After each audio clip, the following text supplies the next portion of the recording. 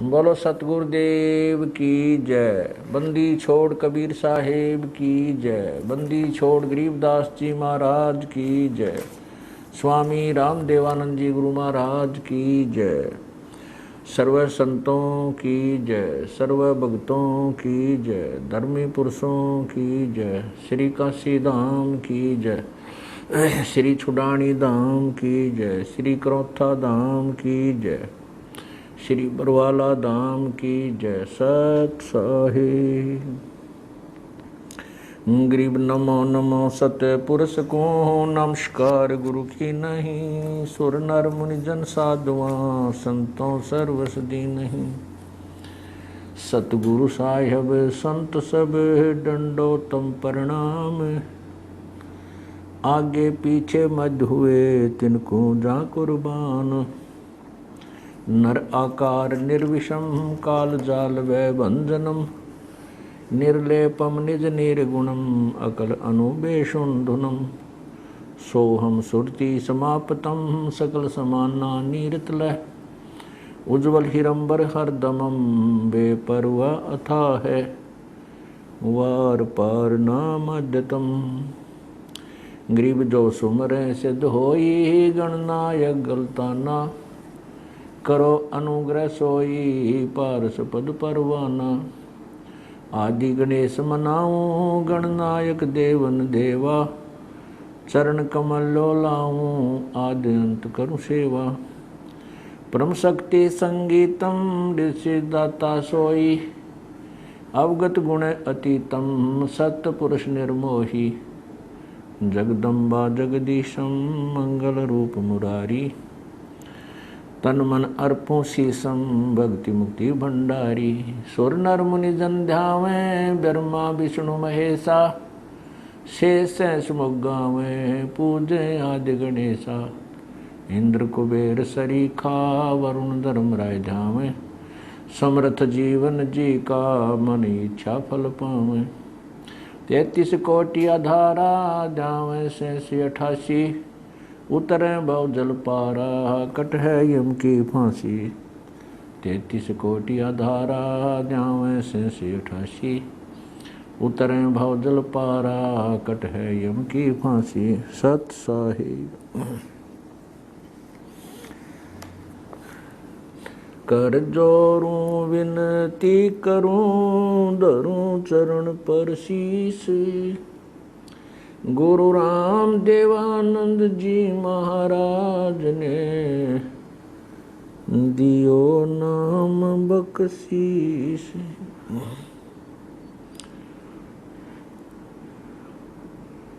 अब गुण किए तो बहुत किए करत न मानी और।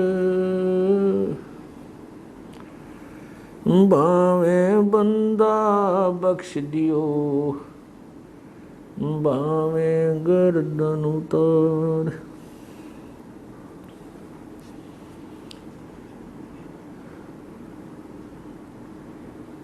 पूर्ण ब्रह्म कृपा निदान सुन के सो करतार।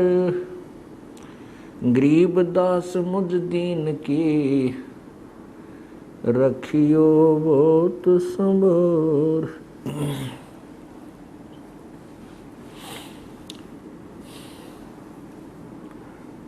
आज आपके समक्ष एक महर्षि दयानंद सरस्वती जी द्वारा रची पुस्तक सत्यार्थ प्रकाश को पढ़कर सुनाते हैं।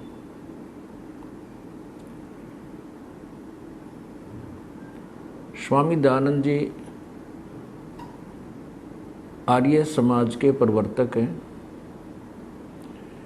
और आर्य समाज के श्रद्धालु सत्यार्थ प्रकाश को अद्वितीय ज्ञान युक्त पुस्तक मानते हैं और उनका ये भी कहना है कि सत्यार्थ प्रकाश नामक पुस्तक ये आर्य समाज की रीढ़ की हड्डी है।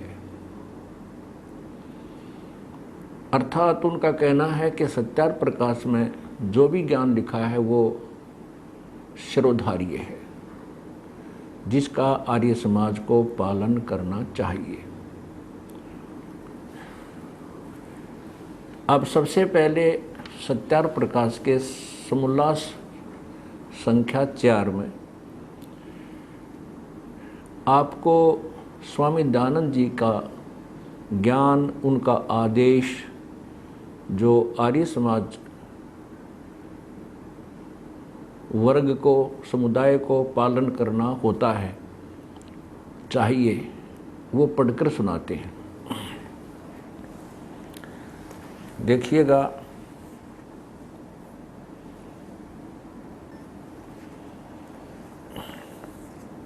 देखिएगा ये सत्यार्थ प्रकाश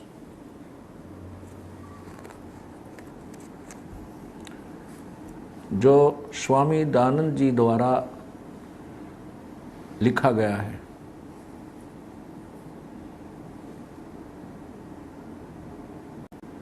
नीचे देखिए, महर्षि दयानंद सरस्वती, और ये इनका चित्र ऊपर से देखिए, अथ सत्यार्थ प्रकाश है, महर्षि दयानंद सरस्वती स्वामी विरचित है। नीचे देखिएगा, प्रकाशक है वैदिक यति मंडल, दयानंद मठ, दीना नगर, पंजाब। और ये कहाँ से छपा है ये भी देखिए, यहाँ से देखिए, प्रकाशक है वैदिक यति मंडल, दयानंद मठ, दीना नगर, पंजाब। नीचे देखिए, स्वामी ओमानंद सरस्वती के सहयोग से प्राचार्य लागत से भी कम, मूल्य 25 रुपये। नीचे देखें, ये है, नीचे देखें, आचार्य प्रिंटिंग प्रेस, मुद्रक हैं आचार्य प्रिंटिंग प्रेस, दयानंद मठ, गोहाना मार्ग, रोहतक। ये दयानंद मठ रोहतक से छपी है। और ये कौन से सन में छपी है ये यहाँ लिखा है, ईस्वी सन 17 जून 2000 में। और अब देखिए इसका चतुर्थ समोल्लास, चतुर्थ समोल्लास, ये चौथा समोल्लास। इसमें विवाह के विषय में स्वामी जी ने कहा है, नीचे देखिएगा, जो कन्या माता के कुल की 6 पीढ़ियों में न हो और पिता के गोत्र की न हो, उस कन्या से विवाह करना उचित है।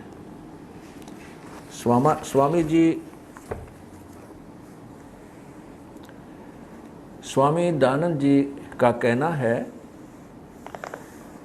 कि विवाह करते समय माता की 6 पीढ़ियों तक का गोत्र त्याग देना चाहिए। ये आप विचार करना, क्या ये संभव है कि 6 पीढ़ी माता के गोत्र की छोड़कर क्या बच्चों का विवाह हो सकता है?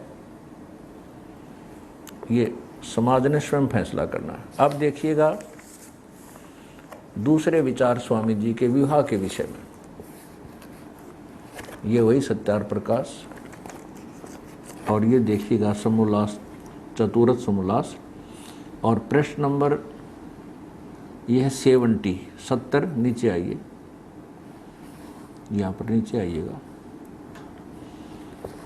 ये कहा है कि चाहे कितने ही धन धान्य, गाय, अजा, हाथी, घोड़े, राज्यश्री आदि से समृद्ध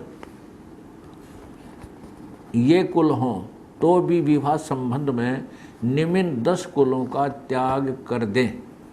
नीचे देखो, अब क्या बताते हैं कि जो कुल सत्क्रिया से हीन, सत्पुरुषों से रहित, वेदाध्ययन से विमुख, पृथक, इससे अलग, शरीर पर बड़े बड़े लोम अर्थात अथवा बवासीर, क्षय, दम, खांसी, आमाशय, मिर्गी, श्वेत कुष्ठ, और गलित कुष्ठ कुलों की कन्या व वर के साथ विवाह न होना चाहिए, क्योंकि ये सब दुर्गुण रोग विवाह करने वाले के कुल में भी प्रविष्ट हो जाते हैं। अब क्या कहते हैं स्वामी जी? स्वामी जी का कहना है कि जिस कुल, एक पूरे कुल में, मान लीजिए एक कुल में 100 घर हैं और उन 100 घरों में से किसी भी एक सदस्य को दमा, खांसी, मिर्गी, बवासीर, कुष्ठ आदि रोग हों, तो उस पूरे कुल के किसी भी लड़के या लड़की से विवाह मत करो। एक पूरे यानी 500 आदमियों में से किसी एक के भी कोई बीमारी है तो उस पूरे कुल के लड़के लड़की से शादियां मत करो। ये सभ्य समाज विचार करे, क्या ये नियम संभव है विवाह के समय? क्या इस नियम के अनुकूल हम अपने बच्चों को ब्याह सकेंगे? ये स्वयं सोचेंगे। अब आगे देखिएगा कि कैसी लड़की से शादी करें और कैसी से ना करें। ये प्रश्न नंबर 71 पर वही सत्यार प्रकाश, समोल्लास 4, प्रश्न नंबर 71।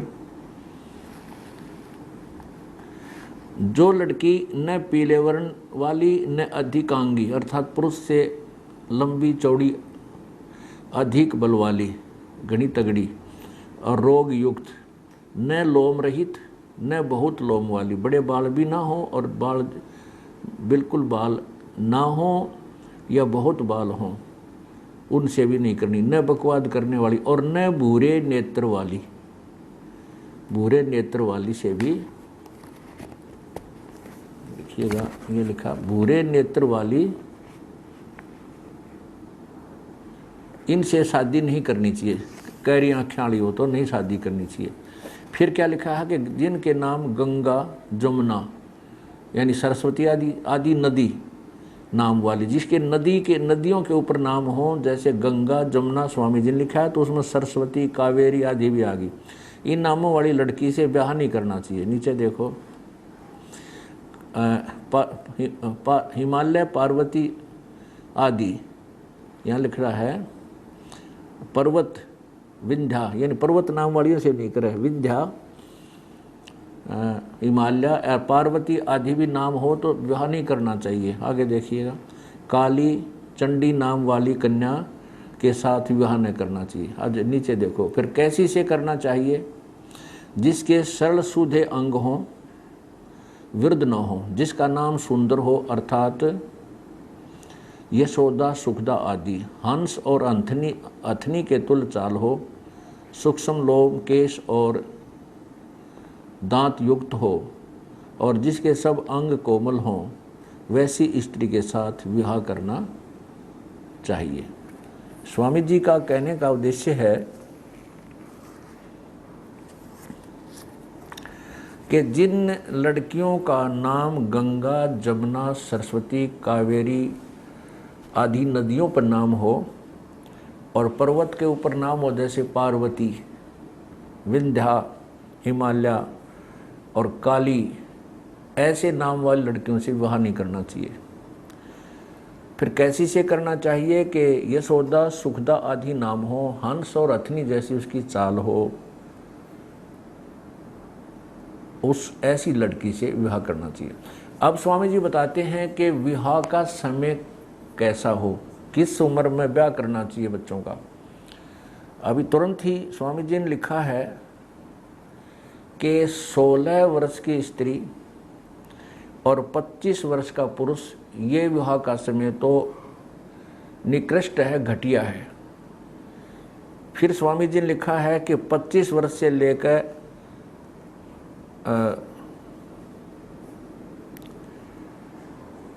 16 वर्ष से लेकर 24 वर्ष तक कन्या। आप स्वयं एक बार पढ़ कर देखिएगा, ये वही सत्यार प्रकाश, समोल्लास नंबर 71, पृष्ठ 71 है, नंबर नीचे देखिए। ये हम पढ़ चुके हैं, इनसे विवाह नहीं होना चाहिए, इनसे हुआ होना चाहिए। आगे लिखा है, प्रश्न क्या कि विवाह का समय और प्रकार कौन सा अच्छा है? उत्तर दिया स्वामी जी ने कि 16वें वर्ष से लेकर 24वें वर्ष तक कन्या और 25वें वर्ष से लेकर 48वें वर्ष तक पुरुष का विवाह समय उत्तम। फिर ये अब इसको आगे डिफाइन किया है, आगे इसको विस्तृत किया है। इसमें से जो 16 और 25,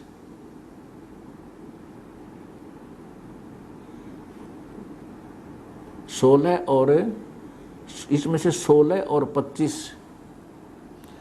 में विवाह करे तो निकृष्ट है। यानी 16 वर्ष का पुरुष और 16 वर्ष की कन्या, ये देखिएगा, इसमें 16 और 25 यानी 16 वर्ष का पुरुष और 16 वर्ष की कन्या और 25 वर्ष का पुरुष का विवाह तो निकृष्ट है।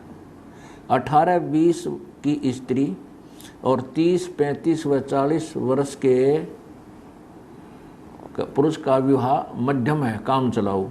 अब स्पष्ट किया स्वामी जी ने कि 24 वर्ष की स्त्री और 48 वर्ष के पुरुष का विवाह उत्तम है। 24 वर्ष की स्त्री और 48 वर्ष के पुरुष का विवाह उत्तम है। अब देखिएगा, विचार कीजिए, सभ्य समाज, क्या स्वामी दयानंद जी के ये विचार, ये आदेश कभी लागू हुए थे या वर्तमान में हैं? ये क्वाइट इम्पॉसिबल। 24 वर्ष की लड़की और 48 पुरुष के विवाह, उनका विवाह जो समय है, ये तो पिता और पुत्री के तुल्य हो जाता है। आगे देखिएगा, स्वामी जी विधवा विवाह के विरुद्ध थे। उन्होंने कहा कि विधवा का विवाह नहीं होना चाहिए। तो किसी ने पूछा तो विधवा विवाह नहीं होना चाहिए तो क्या किया जाए? तो उन्होंने कहा कि विधवा स्त्री या जिसकी पत्नी मर गई वो पुरुष नियोग करे। नियोग के विषय में स्वामी जी का कहना है कि स्त्री पुरुष केवल मिलन समय मिले, विधवा स्त्री और विधवा ही पुरुष, विदुर पुरुष, विधवा स्त्री विदुर पुरुष,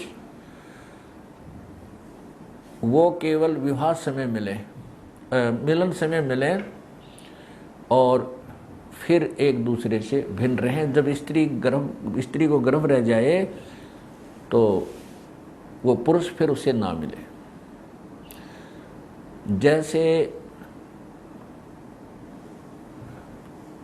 जैसे भैंस को या किसी भी मादा पशु को उसके पास ले जाकर के नर पशु के पास जाकर के गर्भवती करवाते हैं, ऐसा तरीका बताया है स्वामी दयानंद जी ने कि विधवा का पुनर्विवाह करने से तो उसका पतिव्रता धर्म नष्ट हो जाएगा और वो स्त्री 11 पुरुषों तक वो विधवा नियोग कर सकती है, अर्थात वो पशु तुल्य कर्म से गर्भ धारण कर सकती है।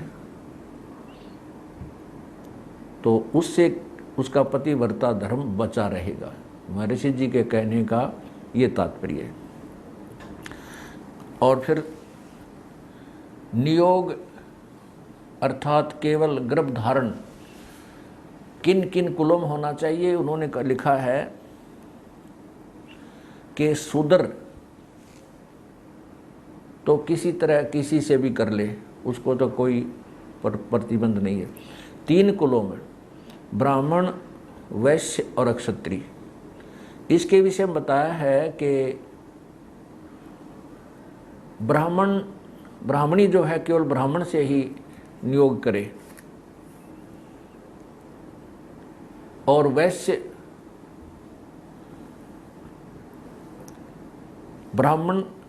की स्त्री जो विधवा होगी ब्राह्मण वैश्य से करे, वैश्य की जो, और क्षत्रिय की विधवा हो जाती है तो अक्षत्रिय से, वैश्य से और ब्राह्मण से नियोग करे।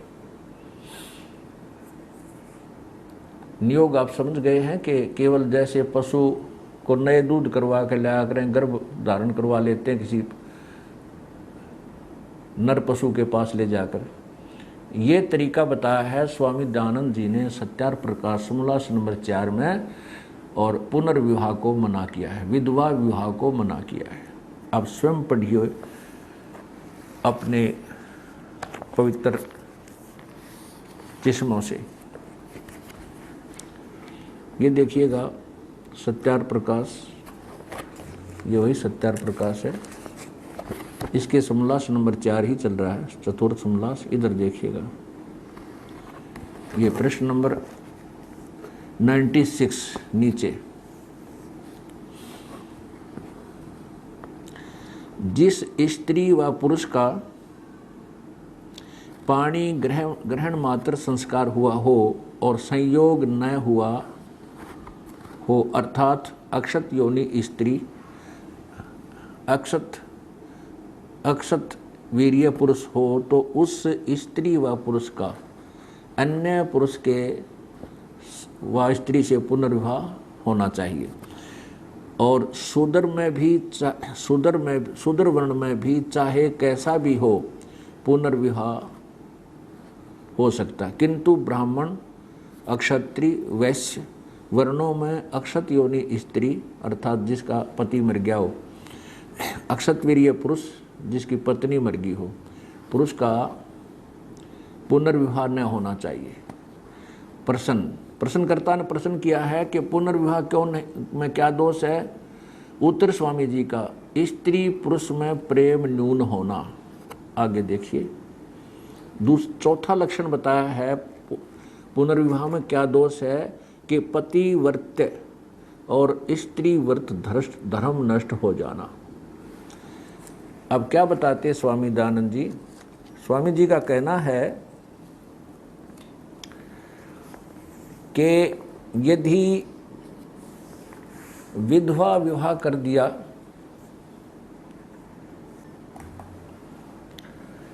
यदि विधवा का विवाह कर दिया जाए तो उसका पतिव्रत्य धर्म नष्ट हो जाए। और इसी प्रकार यदि विधुर का अर्थात जिसकी पत्नी मर गई उसका पुनर्विवाह किया जाए तो उसका क्षत्रिय व्रत ये नष्ट हो जाएगा। पुनर्विवाह करने से तो स्त्री का पतिव्रता धर्म नष्ट हो जाएगा, स्वामी जी कह रहे हैं, और वो 11 पुरुषों तक नियोग कर सकती है, वो पशु तुल्य कर्म कर सकती है। देखिएगा इसी सत्यार प्रकाश के प्रश्न नंबर 101 पर, ये देखिएगा सत्यार प्रकाश समोल्लास नंबर 4, और यहाँ देखिएगा 101 पृष्ठ पे प्रश्न, एक स्त्री व पुरुष कितने नियोग कर सकते हैं और विवाहित नियुक्त पतियों का क्या नाम होता है? उत्तर देते स्वामी जी, नीचे देखिएगा। इस इमाम तविंद्र इस मंत्र में 11वें पुरुष तक स्त्री नियोग कर सकती है, वैसे पुरुष भी 11वीं स्त्री तक नियोग कर सकता है। स्वामी जी का कहना है कि यदि विधवा का पुनर्विवाह कर दिया तो उसका पतिव्रता धर्म नष्ट हो जाएगा, इसलिए उसको नियोग करें। नियोग का तात्पर्य बता दिया स्वामी जी ने कि केवल वो मिलन समय मिले। अभी आपको दिखाते हैं पूरा प्रकरण नियोग किस प्रकार करना चाहिए। वो स्त्री पुरुष केवल जो विधवा हैं और विधुर हैं वह केवल मिलन समय मिले, और जब स्त्री को गर्भ रह जाए तो वो पुरुष उस स्त्री से नहीं मिले, और वो स्त्री अकेली संतान की परवरिश करे और जो विदुर है, विदुर, वो स्त्री किसी विधवा स्त्री के साथ अपने लिए भी संतान पैदा कर सकता है, उस विधवा के गर्भ धारण करवा दे और उस संतान को वो स्त्री अकेली 3 वर्ष तक पाल के पालन पोषण करके उस पुरुष को दे देगी। अब पहले तो ये विचार करें कि अकेली स्त्री जिसका पति साथ नहीं है वो कैसे बच्चों का पालन कर सकती है, और फिर 3 वर्ष तक पाल के वो अपने एक बच्चे को और उस थर्ड पर्सन को जो कहीं और अन्य स्थान पर रहता है वो कैसे दे देगी और 3 वर्ष तक पालेगी कैसे। ऐसे एक विधवा स्त्री 11 पुरुषों के एक दो बच्चे पाल सकती है, यानी 11 पुरुषों तक नियोग कर सकती है और उनके लिए प्रत्येक के लिए 2 बच्चे पैदा करके पाल के पोछ के उनसे गर्भ धारण करवा उनको दे दे और 2 अपने लिए रख सकती है। ये है स्वामी जी का सत्यार्थ प्रकाश में समाज सुधार और विवाह का प्रकरण। अब आप अपनी आंखों से पढ़िएगा।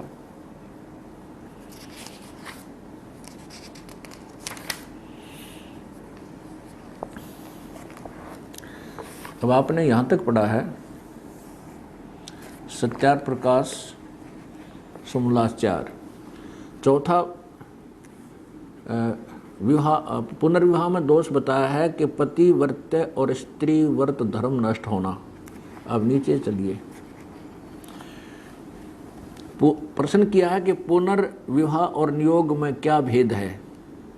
उत्तर है स्वामी दयानंद जी का कि एक तो जैसे विवाह करने में कन्या अपने पिता का घर छोड़कर पति के घर को प्राप्त होती है और पिता से विशेष संबंध नहीं रहता, और विधवा स्त्री उसी विवाहित पति के घर में रहती है। दूसरा, उस विधवा स्त्री के लड़के उसी विवाहित पति के दाएं भागी होते हैं और विधवा स्त्री के लड़के वीर्य दाता के न तो पुत्र कहलाते हैं न उसका गोत्र होता है और न उसका स्वतः उन लड़कों पर रहता है, किंतु वे मृत पति के पुत्र बजते हैं, उसी का गोत्र रहता है और उसी के पदार्थों के दाएं भागी होकर उसी घर में रहते हैं।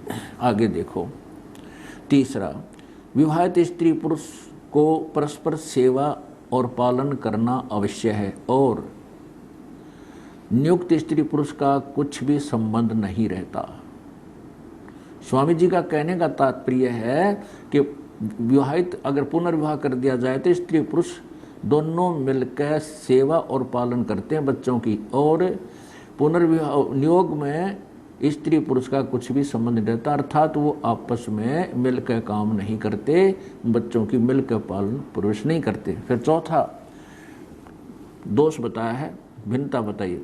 विवाहित स्त्री पुरुष का संबंध मरण पर्यंत रहता है, अगर उनका पुनर्विवाह किया जाए तो वो दोनों, देखो विवाहित स्त्री अगर विवाह कर दिया जाए विधवा का तो विवाहित स्त्री पुरुष का संबंध मरण पर्यंत रहता है और नियुक्त यानी जो अस्थायी संबंध जो किया जाता है स्त्री पुरुष का कार्य सिद्धि के पश्चात छूट जाता है, यानी जो उनका गर्भधारण रह गया तो स्त्री पुरुष का कोई नाता नहीं है उसके पश्चात। आगे देखियो, विवाहित स्त्री पुरुष आपस में घर के कार्य को सिद्धि करने में यत्न किया करते हैं और नियुक्त स्त्री पुरुष अपने अपने घर के काम किया करते हैं। अर्थात अगर विवाह कर दिया जाए, विचार कीजिए पुण्यात्माओं,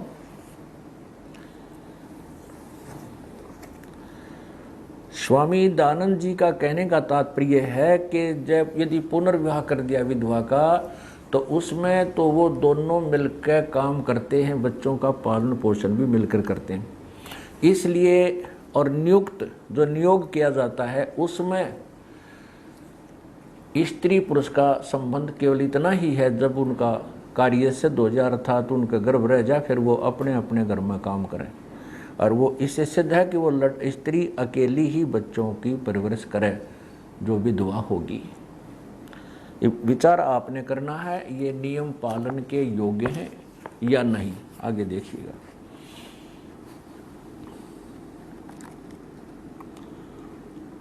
चतुर्थ समोल्लास, वही नीचे हम यहाँ पर आगे पढ़ते पढ़ते पृष्ठ वही चल रहा है 100, ये पृष्ठ है 97, 97, नीचे आइएगा।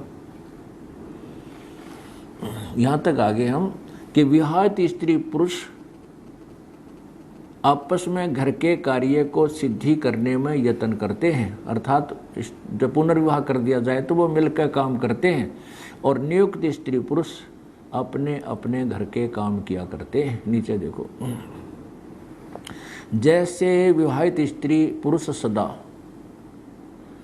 संग रहते हैं, वैसे नियुक्त स्त्री पुरुष का व्यवहार नहीं है, किंतु बिना ऋतुदान समय वे इकट्ठे न हों, केवल यानी संभोग के समय इकट्ठे हों, इसका स्पष्ट वर्णन, फिर अपने अलग अलग।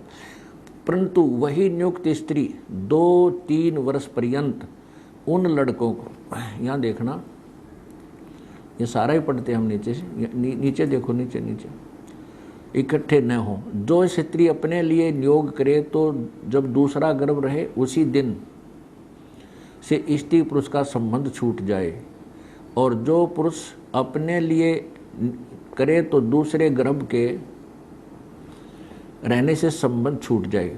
परंतु वही नियुक्त स्त्री 2-3 वर्ष पर्यंत उन लड़कों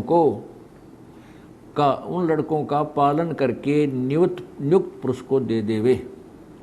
ऐसे एक विधवा स्त्री 2 अपने लिए और 2 अन्य 4 पुरुषों के लिए संतान उत्पन्न कर सकती है।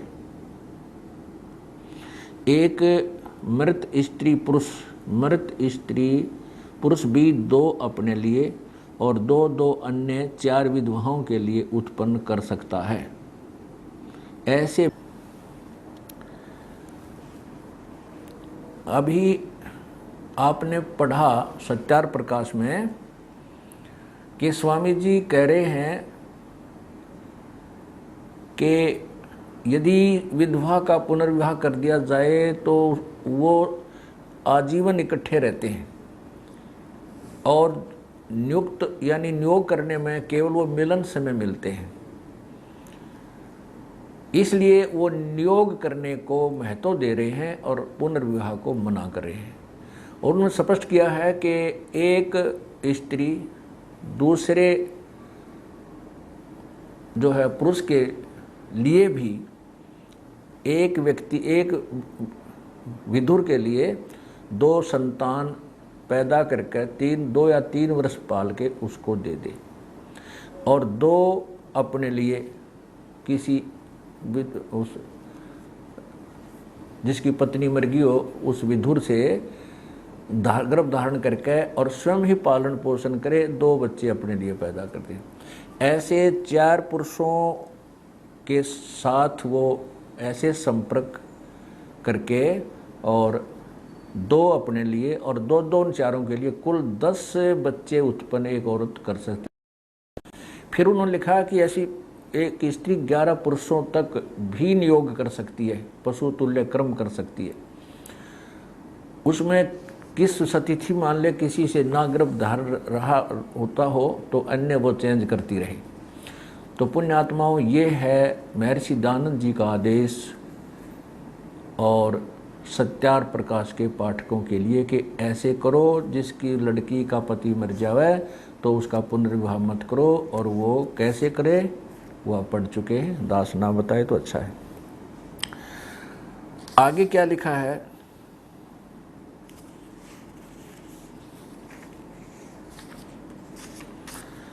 अब देखिए, किसी प्रश्नकर्ता ने प्रश्न किया, यही सत्यार प्रकाश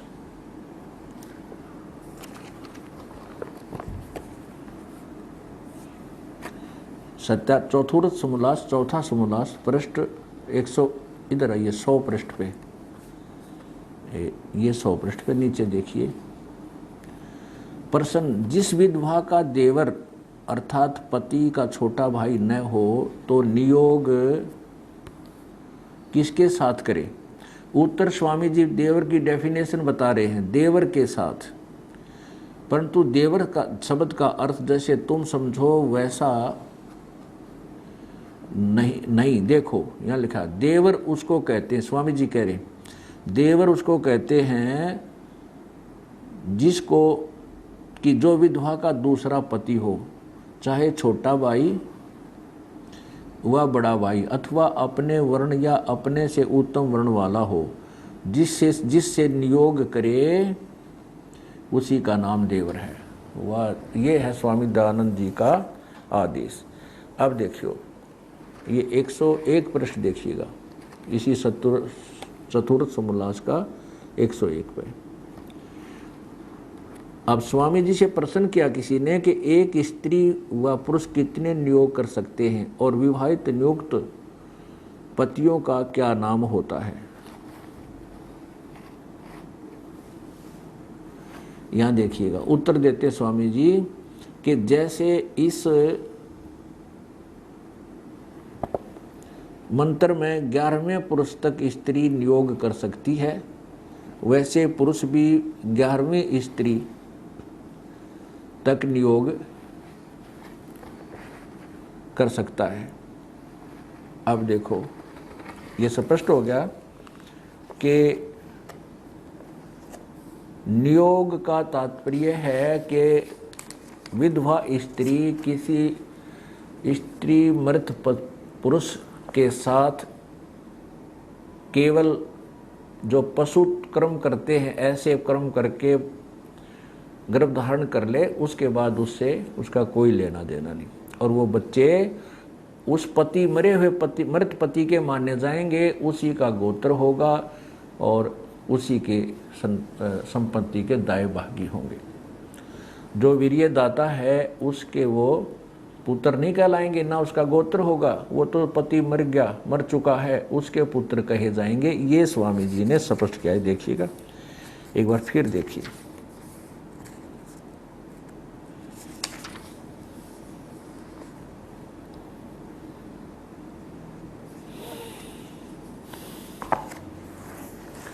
ये देखिए वही सत्यार प्रकाश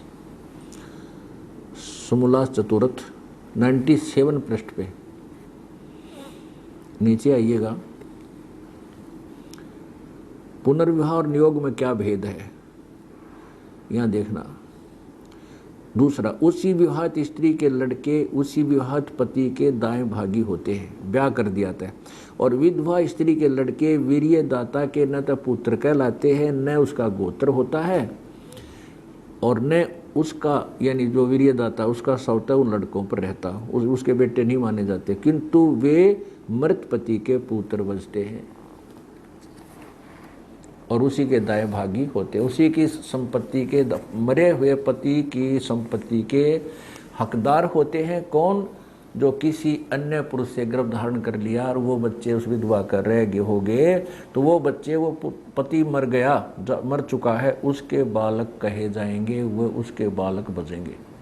ये स्वामी जी का आदेश है। अब प्रश्नकर्ता कहता है कि ये जो नियोग की आप प्रथा बता रहे हो ये तो पाप मालूम होता। स्वामी जी कहते हैं अगर ये पाप है तो विवाह भी पाप है। ये है महर्षि दयानंद जी के सत्यार प्रकाश में विचार, देखिएगा। यही समोल्लास नंबर चतुर्थ समोल्लास, इधर देखिए पृष्ठ नंबर 98 पे नीचे किसी ने प्रश्न किया है, प्रश्न, हमको नियोग की बात में पाप मालूम पड़ता है। तो स्वामी जी का उत्तर है, उत्तर स्वामी जी का, जो नियोग की बात में पाप मानते हो तो विवाह में पाप क्यों नहीं? विवाह में पाप क्यों नहीं?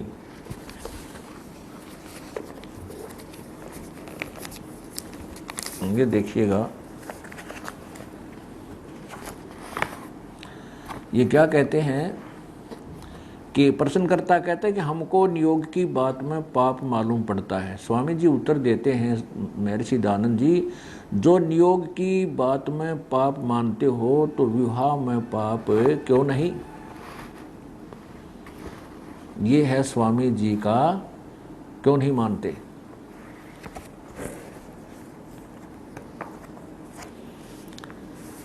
अब स्वामी जी ने कहा है कि यदि तुम इस पशु तुल्य कर्म में, जैसे जिसको नियोग कहा है कि केवल वो स्त्री मिलन समय किसी अन्य विधुर पुरुष से मिले और उसे गर्भ धारण कर ले और वो संतान उसकी मरे हुए पति की होगी जो मर चुका है साल 2 साल वर्ष पहले, तो अगर वो तुम पाप मानते हो कि यदि तुम इसको गलत मानते हो तो विवाह भी तो गलत है। स्वामी जी कहते हैं विवाह करना भी तो पाप ही है। अच्छा आगे देखिएगा। अब प्रश्नकर्ता ने फिर पूछा है, वही चतुर्थ समलास पृष्ठ 99 प्रश्न, नियोग अपने वर्ण में होना चाहिए व अन्य वर्ण सत के साथ भी। उत्तर स्वामी जी का, अपने वर्ण में व अपने से उत्तम वर्णसत पुरुष के साथ, अर्थात वैश्या स्त्री वैश्य, अक्षत्रिय और ब्राह्मण के साथ, और अक्षत्रिय और ब्राह्मण, और ब्राह्मणी केवल ब्राह्मण के साथ नियोग कर सकती है। इसका तात्पर्य यह है कि वीर्य सम व उत्तम वर्ण का चाहिए, अपने से नीचे वर्ण का नहीं। ये स्वामी जी का नियोग का प्रकरण, विवाह का प्रकरण बता। अब और एक बहुत ही कमाल किया है स्वामी जी ने।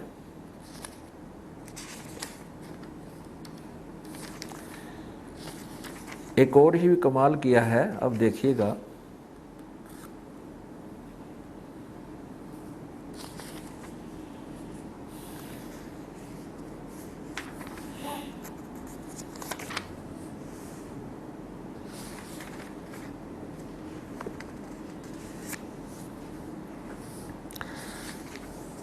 अब स्वामी जी से पूछा कि मान लीजिए किसी का पति जीवित है,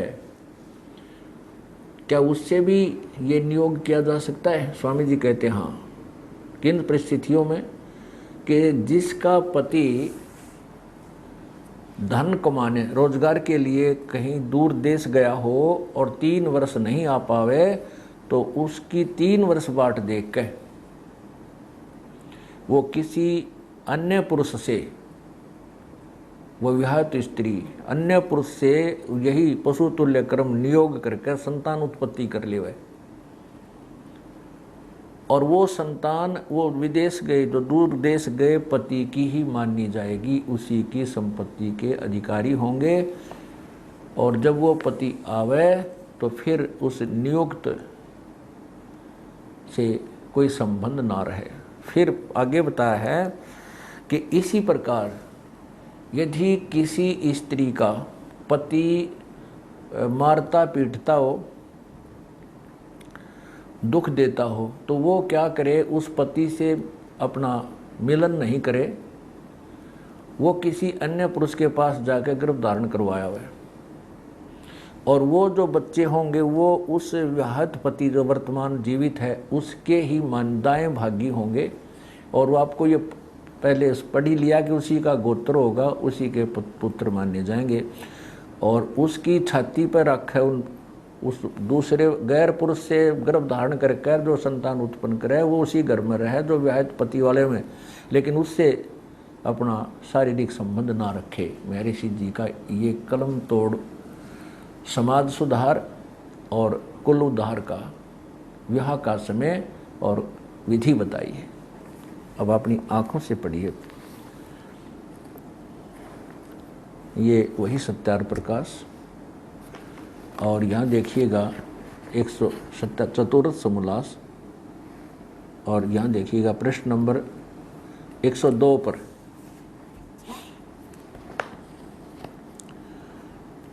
यहाँ पूछा, विवाहित स्त्री जो विवाहित पति धर्म के अर्थ परदेश गया हो तो 8 वर्ष, विद्या के लिए और कीर्ति के लिए गया हो तो 6, और धन आदि यानी रोजगार के लिए गया हो, कमाने के लिए गया हो तो 3 वर्ष तक बाट देख के पश्चात यानी बाद में नियोग करके संतानों उत्पत्ति कर ले। जब विवाहित पति आवे तो नियुक्त पति छूट जावे। अच्छा आगे देखो, वैसे ही जो पुरुष अत्यंत दुखदायक हो तो तुरंत छोड़कर दूसरे से नियोग से संतानों उत्पत्ति करके उसी विवाहित पति के दाएं भागी संतान कर लेवे इत्यादि प्रमाण और युक्तियों से स्वयंवर विवाह और नियोग से अपने अपने कुल की उन्नति करे। फिर देखिए नीचे, जैसे औरस अर्थात विवाहित पति के पति से उत्पन्न हुआ पुत्र पिता के पदार्थों का स्वामी होता है, वैसे ही अक्षेत्रज यानी उस अर्थात नियोग से उत्पन्न हुए पुत्र भी मृत पति के दाएं भागी होते हैं। अब स्वामी दयानंद जी ने कलम तोड़ दी है समाज सुधार के लिए। क्या बताया है कि किसी का पति धर्म प्रचार के लिए बाहर गया हो तो उसके लिए 8 वर्ष बाट देखा है, के लिए गया है तो 6 वर्ष, और धन कमाने रोजगार के लिए गया हो तो 3 वर्ष बाट देख कर किसी अन्य पुरुष के साथ वो पशु तुल्य कर्म करके नियोग करके संतान उत्पत्ति कर ले, और वो संतान उसी पति की होगी, उसी का गोत्र होगा और उसकी संपत्ति की अधिकारी होगी। दूसरा ये बताया कि यदि किसी स्त्री का पति दुखदायक हो, मारता पीटता हो, धमकाता हो तो उसको तुरंत त्याग कर उससे बात करे नहीं, किसी अन्य पुरुष के साथ नियोग करके पशु तुल्य कर्म करके और संतान उत्पत्ति कर ले। उसके दाएं भागी यानी उस पति की ही संपत्ति के मालिक वो होंगे। जो गैर पुरुष से वह उसकी आँखों के सामने गलत काम करके आवेगी और वो जो संतान होगी वो उसी की उस जीवित पति की संपत्ति के अधिकारी होंगे। ऐसे स्वामी जी कहते हैं अपने कुलों की उन्नति करो। दास का विचार है कि ऐसे तो कुल के कुल लड़कर मर जाएंगे, कुल विकास नहीं, कुल का नाश हो जाएगा।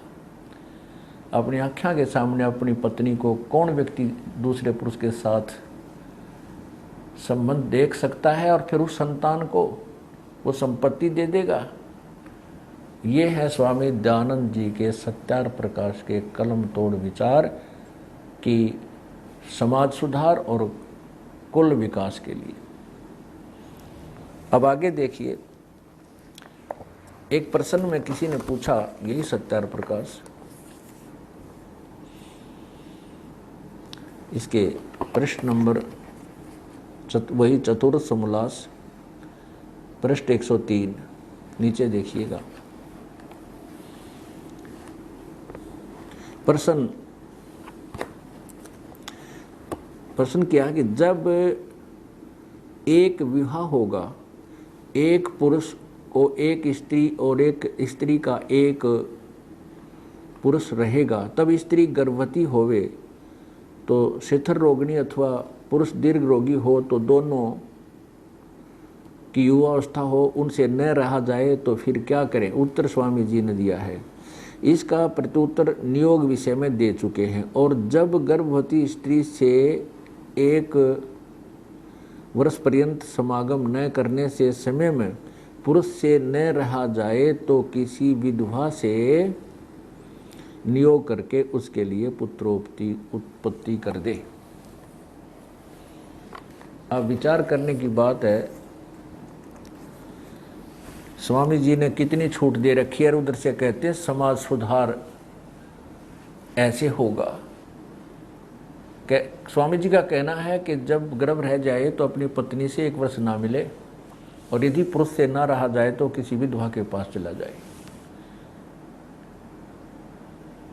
पुण्यात्माओं, इस सत्यार प्रकाश को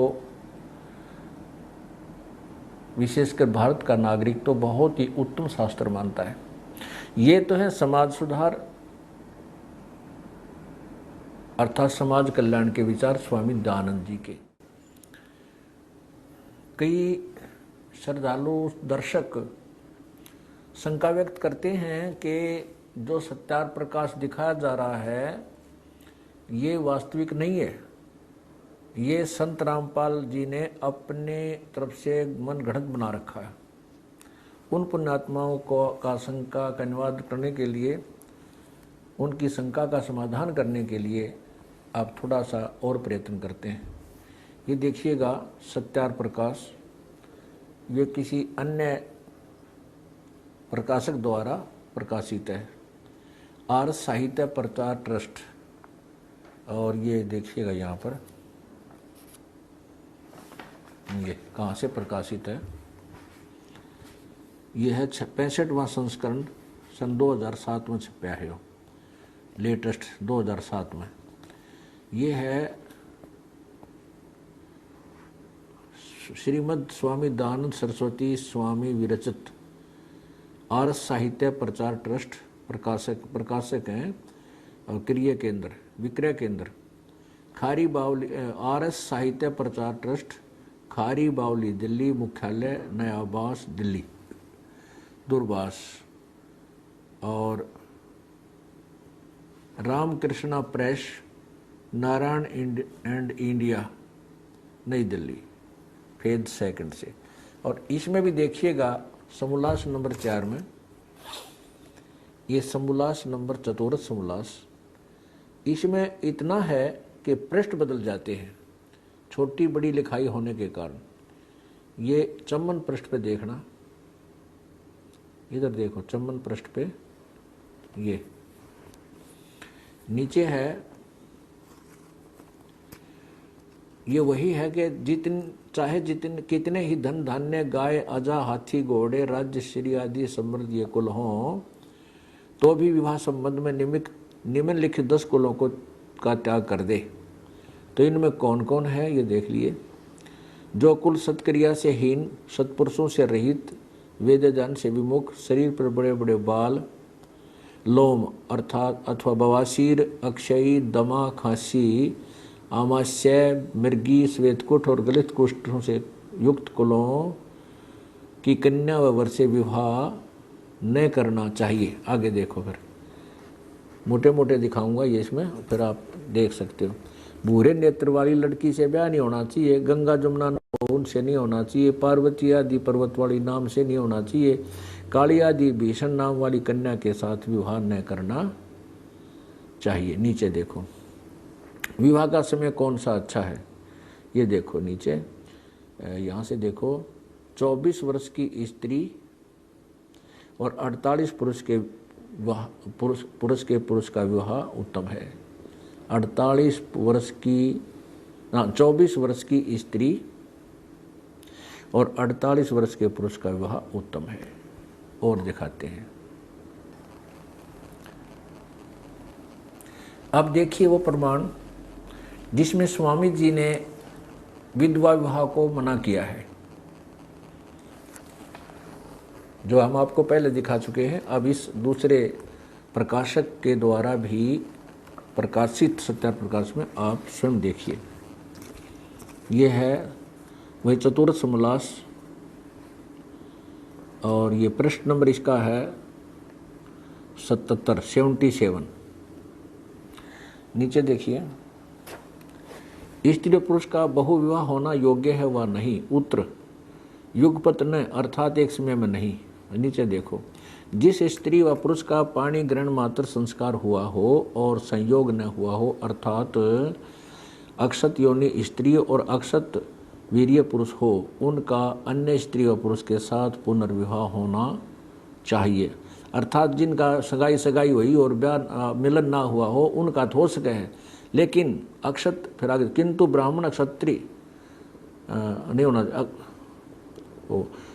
उनका अन्य स्त्री पुरुष पुनर्विवाह नहीं होना चाहिए। आगे देखना, किंतु ब्राह्मण क्षत्रिय और वैश्य वर्णों में अक्षत योनि माने जो ब्याही जा चुकी है, किसी दूसरे पुरुष के साथ संग हो चुका है जिसका, और अक्षतवीर्य पुरुष का पुनर्विवाह न होना चाहिए। पुनर्विवाह में क्या दोष है? स्वामी जी ने उत्तर दिया, स्त्री पुरुष में प्रेम न्यून होना। आगे देख, चौथा बताया है पतिव्रत और स्त्री वर्ष धर्म नष्ट होना, यानी अगर पुनर्विवाह कर दिया विधवा का तो उसका पतिव्रता धर्म नष्ट हो जाएगा। और स्वामी जी फिर क्या 81 पृष्ठ पे लिखा है कि वो स्त्री 11 पुरुषों तक नियोग कर सकती है, जैसा ये 81 पृष्ठ है, यही चतुर्थ समोल्लास में इस मंत्र में 11वें पुरुष तक स्त्री नियोग कर सकती है, वैसे पुरुष भी 11वीं स्त्री तक नियोग कर सकता है।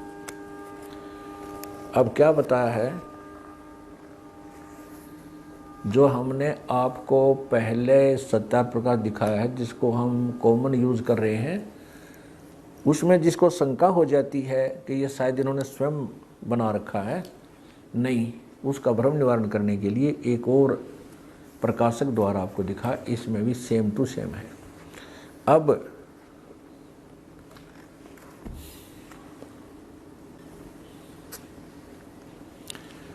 स्वामी जी का एक और करिश्मा आपको दिखाते हैं, वो कितने महाविद्वान थे, इससे आप स्वयं हिसाब लगाओगे।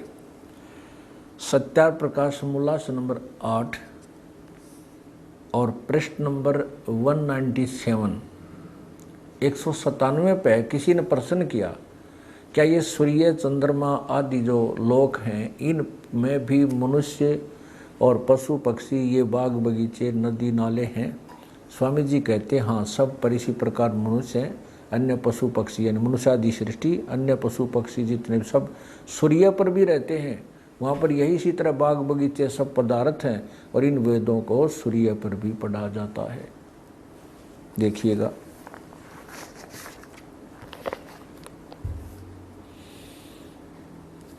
ये वही सत्यार प्रकाश और इसका ये समोल्लास अष्टम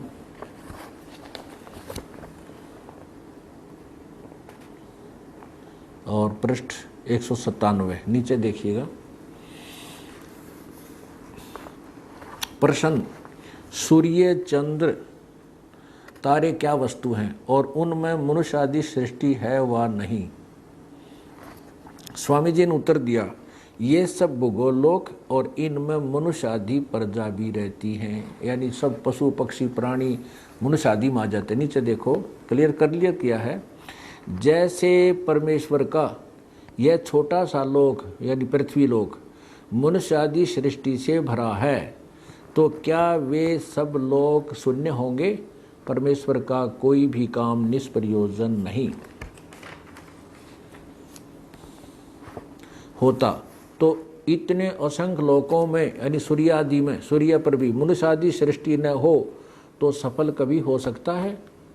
अर्थात इसलिए सर्वत्र मनुष्य आदि सृष्टि है। नीचे देखो, फिर क्या लिखा है कि दाता परमात्मा ने जिस प्रकार से सूर्य चंद्र धो भूमि अंतरिक्ष और तरसथ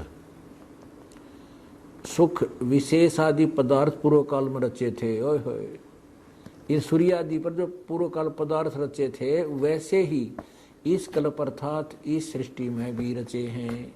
ओहो, तथा सब लोक लोकांतरों में भी बनाए हैं, भेद किंचित मात्र नहीं है। आगे देखो, किसी ने पूछा कि प्रश्न, जिन वेदों का इस लोक में प्रकाश है उन्हीं वेदों का उन लोकों में भी प्रकाश है वा नहीं? अर्थात सूर्य पर भी इन वेदों को पढ़ते हैं वा नहीं? उत्तर में ऋषि जी का उन्हीं का है, अर्थात इन वेदों को वहाँ भी पढ़ा जाता है। स्वामी जी कह रहे हैं कि परमात्मा ने जैसे पहले इस प्रलय के से पहले सृष्टि रची थी, उसमें सूर्य आदि लोक बनाए थे और उनमें ये पदार्थ पहले भी रचे थे, और उस सूर्य आदि पर अब भी वह बाग बगीचे किस्मस मेवा मनुखा दाख ये सब फल फूल झरने आज भी सूर्य पर रचे हुए हैं और वहाँ पर इन्हीं वेदों को पढ़े जाते हैं, इन्हीं वेदों को पढ़ते हैं वहाँ पर सूर्य पर रहने वाले व्यक्ति। ये है महर्षि दयानंद जी का सत्यार प्रकाश का ज्ञान। आप देख लेना पुण्यात्माओं, यो ज्ञान है या अज्ञान है। सत साहिब। क्रोथा कांड का कारण यही तत्व ज्ञान है, यही सत्य उजागर करना रहा है। जैसा कि आपने अपनी आंखों से सत्या प्रकाश को देखा और इसमें क्या लिखा हुआ है, ये सब कुछ जो आज आपके समक्ष सीडी भर के हम दिखा रहे हैं, ये हमने पहले समाचार पत्रों में विज्ञापनों के माध्यम से जनता तक पहुंचाया था और वो इन मठाधीश लोगों को स्वीकार नहीं हुआ, क्योंकि ये सत्य नहीं स्वीकार कर सकते। ये दुनिया को लड़ा के गुमराह करके आपस में अपना उल्लू सीधा करते हैं। इन्होंने वही चाल चली, इस सच्चाई को अपने अनुयायी से छुपाकर उन्होंने मुझ दास का कुप्रचार करना शुरू कर दिया, ताकि जनता को भड़का के और मेरे विरुद्ध करके इन्होंने को यही योजना बनाई, षड्यंत्र रचा कि संत रामपाल को मार दिया जाए, आश्रम को खत्म कर दिया जाए, ताकि तुम्हारे अज्ञान की पोल ना खुले। इसी उद्देश्य से इन्होंने आसपास की जनता को भ्रमित किया, झूठ बोल बोल कर सतलोक आश्रम क्रोथा में ऐसा गंदा काम होता है, ऐसा होता है, और वहाँ पर कोई कुछ ऐसा गलत नहीं होता था। ये सत्य प्रचार होता था, जिनसे इनकी जड़ उखड़ रही थी, जिसके कारण इस सत्यार प्रकाश को बेचकर दुनिया को गुमराह करके ये रोजी रोटी चला रहे थे। उससे दुखी होकर अपनी पोल को खत्म करने के बचाने के लिए इन्होंने मुझे मारने का षड्यंत्र रचा और 12 जुलाई सन 2006 को आक्रमण करवाया। और जब देखा इन्होंने आक्रमण किया तो इन्होंने देखा कि ये मुझे ना तो मारने में सफल हुए, ना आश्रम तक पहुंचने में सफल हुए, ये पहले ही दूर रहे। तो उन्होंने देखा कि रामपाल अब फंस नहीं रहा, इन्होंने एक लड़के को स्वयं ही मारा गोली से और हमारे नाम मंडवा दिया, क्योंकि हरियाणा के मुख्यमंत्री श्री भूपेंद्र सिंह जी हुड्डा भी आर्य समाजी हैं, उनको इन्होंने भ्रमित कर दिया, गुमराह किया हुआ था, जिस कारण से उन्होंने इनका पक्ष लिया और मुझ पर और मेरे न्यायियों पर झूठा आरोप लगा करके झूठा मुकदमा बनवा दिया, जबकि इन्होंने स्वयं ही वो मारा, इन्होंने आक्रमण किया। और ये स्पष्ट है, हमारी जो CFSL की रिपोर्ट जो मधुबन से आई है उसमें स्पष्ट किया है कि आश्रम के हथियारों से उस लड़के की मृत्यु नहीं हुई और उस लड़के का जो गोली लगा हुआ घाव का टेक्निकल जो तरीका है उससे पता चला है कि वो ज़्यादा से ज़्यादा 20 फुट की दूरी से चले हुए हथियार से मृत्यु को प्राप्त हुआ है। जबकि पुलिस ने जो स्थान बताया है कि यहाँ मरा हुआ मिला, तो वो हमारे आश्रम से पुलिस के अनुसार 140 फुट की दूरी बनती है। इससे सिद्ध है कि इन्होंने हमारे को फंसाने के लिए षड्यंत्र रचा था और उद्देश्य यही था कि इनके इस अज्ञान की, सत्यार प्रकाश के अज्ञान की, महर्षि जी के अज्ञान की पोल ना खुले और हम निर्दोष हैं।